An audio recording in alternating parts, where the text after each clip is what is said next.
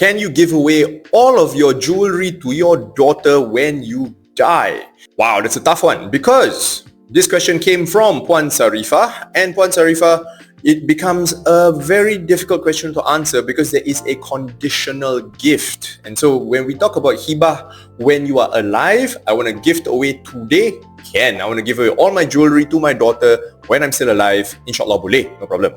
But the question becomes, kalau aku dah meninggal, when I'm gone, can then I say this jewelry goes to my daughter? There are two scenarios here. The first scenario is the jewelry value is actually less than or equal to your daughter's Faraid shares. Then you can absolutely put into your letter of wishes and say, it is my wish that when I pass away, my jewelry is given to my daughter as part of her Faraid inheritance. No problem. Settled. The second scenario is if the jewelry is more than the total Faraid value that your daughter is supposed to receive.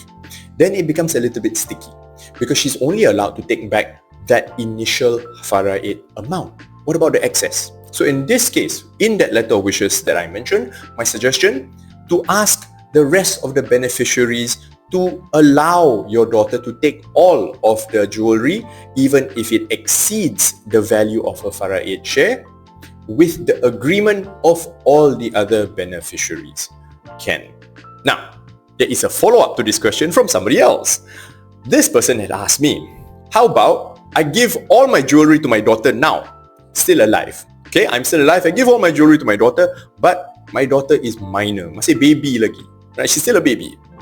Can I then borrow all this jewelry and I pakai dulu for safekeeping? This one is a bit tough, a bit of a grey area, because how do we know the true ownership belongs to the baby? There is a thing called niat, intention. And so if we look at this case and we are trying to say, oh, the intention aku nak try to elak dosa, is a technicality. I cannot say what's right or wrong. I'm simply an advisor. I will tell you there are outcomes and there are consequences. So if you say that your baby daughter owns all of these assets, but you pinjam dulu and use it as and when, who knows who is the actual owner?